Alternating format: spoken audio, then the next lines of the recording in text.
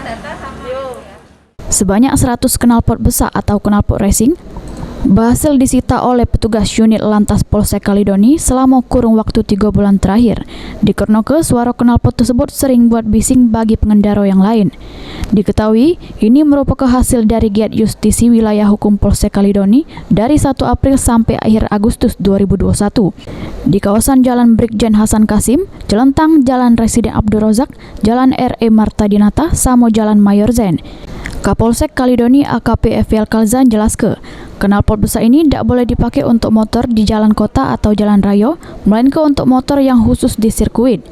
Epi menghimbau bagi warga Kaledoni supaya tidak pakai knalpot besar karena suaranya mengganggu warga yang lain. Knalpot itu dilarang, knalpot racing tidak boleh dipergunakan di jalan raya, tapi dipergunakan hanya untuk pertandingan di sirkuit.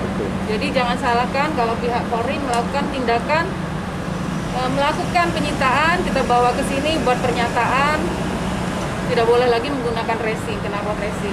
Dan saya himbau untuk semua masyarakat Kota Kaledoni khususnya tidak menggunakan racing karena sangat mengganggu terutama kebisingan di jalan raya, menambah hingar-bingar di perkotaan, di jalanan perkotaan. Selanjutnya, knalpot besar ini bakal dibawa ke Polrestabes Palembang untuk dimusnahkan. Mulyadi, PAL TV.